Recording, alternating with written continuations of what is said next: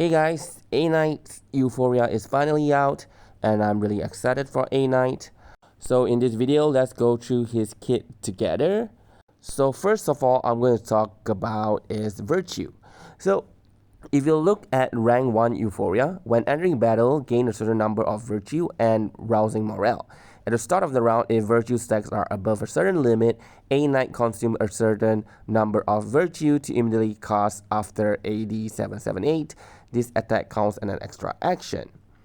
For his rank 3 Euphoria, it says after AD 778, deal additional damage. That's his ultimate, right? So ultimate deal additional reality damage based on the number of enemies unit, and if it's actively cast, it deal additional reality damage as well, which means the follow-up attack doesn't have this additional reality, only if you actively cast it.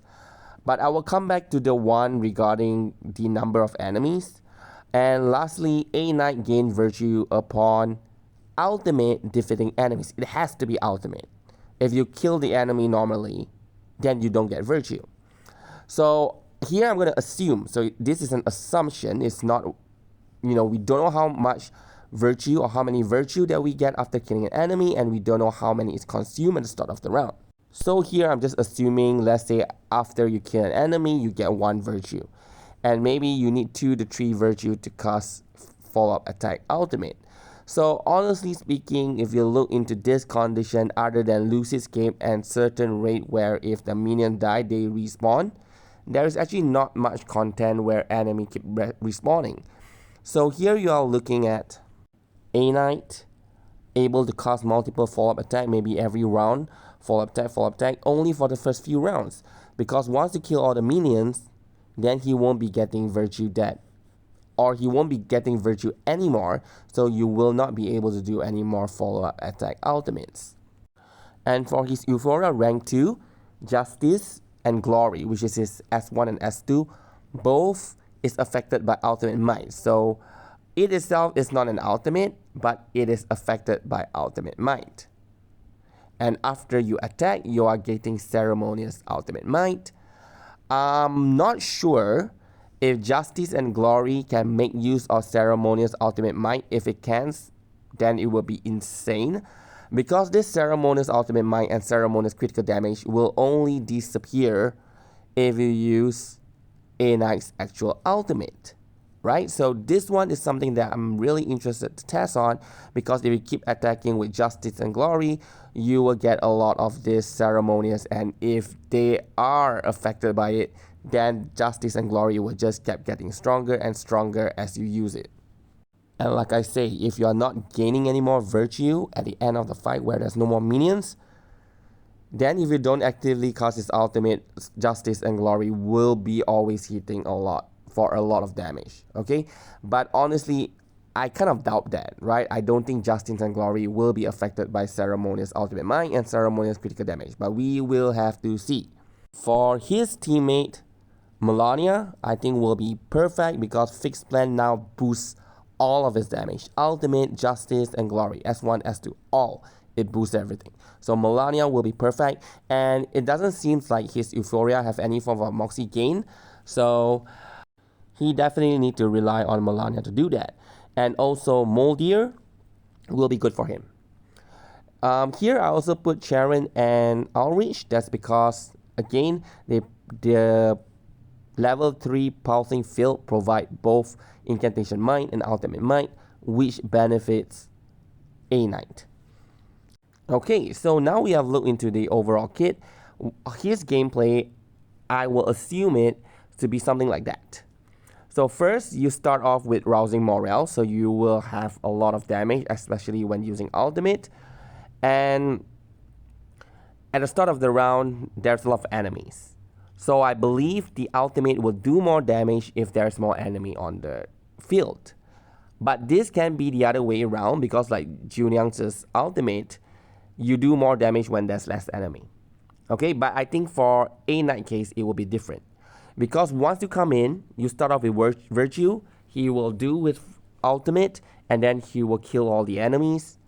And as long as there's enemy for him to kill, he will continue to do a lot of follow-up attack, ultimate. Okay, and by the time you're done with that, the main boss enemy should already decreased, and since their HP is now decreased, then A Knight's Insight, okay, Mercy, it will then boost A Knight's stats. So you will be able to get additional damage bonus, penetration, and crit rate. Crit rate is a new one from his Euphoria. Damage bonus, penetration rate is already in his kit. So, and at this point, you won't be able to ult that often anymore. So it's like, he do a lot of damage from ultimate spamming at the start of the round, but at the end, due to all this boost, the stat boost, he will still do a lot of damage on the boss, but will no longer spam that much ultimate anymore. So for his team, I would suggest healer go for Lopera or either the new character Rubuska, but we do not know exactly Rubuska number, so this is just a prediction. Alright, so Lopera also provide him ultimate might and allowed him to convert crit rate to crit damage, because now Mercy, his insight, also provide crit rate other than penetration rate and damage bonus. For the support, obviously, Melania, as mentioned, the reason, and then Moldier. Can also use Gertian. Gertian is Reality Ultimate, which is perfect for A Knight, because A Knight is also Reality. Or you can go for Shemaine. So if it's going to out a lot, Shamaine's getting a lot of stack of buffs, which when he uses his ultimate, then he will distribute Moxie back to A Knight. If you have like Moldier or Lopera in the team or Melania, then Shemaine is not going to be too difficult getting that Moxie. So when he distribute, he probably will not distribute the Melania and Lopera, because usually Melania and Lopera can easily gain back their Moxie. So you just don't use their ultimate, and Shemaine will be able to pass all the Moxie to A Knight. So A Knight will be able to cast his ultimate. Another team here, I call it the Halloween team. So A Knight, Ulrich, Charon, and Rubuska. So you have here a ghost, an animated object, and then you have another ghost, and then you have a vampire, right? So this team can be pretty fun to play with. And for the next Euphoria is Argus. So Argus Euphoria rank 1, when actively performing an action, gain a certain number of incantation bullet for self. So that will basically make her hit a bit harder. Then Gravedigger, increase the rank of incantation randomly for self. Gravedigger is the attack, after you selected all your incantation, and then at the end of it, there will be a follow-up attack. That is Gravedigger. Okay, so when you trigger Gravedigger, it will increase the rank of one of Argus incantation randomly, and Gravedigger casted at higher level can rank up further random incantation. So normal Gravedigger just rank up once, maybe higher version of Gravedigger can rank up. And for her rank 4 Euphoria, for every level in the AP area up to a certain limit, Gravedigger deal additional reality damage and gain ceremonious ultimate might for self, and has a chance to cast an additional Gravedigger. So this is really interesting, because if she can cast an additional Gravedigger, so now you have 2 more copies at the end, which means she can further rank up even more, and the best is she can gain Moxie from it. So now you trigger 1 Gravedigger. If it's rank 2 or rank 3, you get 1 Moxie, and now you are triggering 2, so you get +2 Moxie. So she can just be there, like you use S1 one time, get 1 Moxie. Sorry, you use S2 one time to inflict debuff on the enemy, you get 1 Moxie, and then that round itself, you can get 2 more Moxie passively, and then you wait in the next round, you get another 2 more Moxie, allowing you to get to her out with just 1 AP, right? And if she's doing all the Gravedigger, you will get a bunch of ceremonious, so now her ultimate will also hit very hard. So it seems like she's able to cast a lot of higher rank incantation. So just for record, rank 3 S2, the debuff, rank 3 can instantly inflict 10 stack of pinpointed on the enemy. So now switching enemy won't feel like a waste of pinpoint. And for S1, 450% damage, and 2 rounds of empowerment too. So with this, if you cast S1, and then with the passive rank up that she gets, I think her incantation will always be at rank 3. So you will not likely be casting any lower than rank 3 incantation now. As for her ultimate, no mark unstruck, so it will deal additional relative damage on to enemies with the pinpointed status. So I do believe that her ultimate will now hit really hard, but you know, I was expecting more utility from Argus, or at least pinpointed now can be inflicted to all enemies, and she provide additional stats up or something to the party.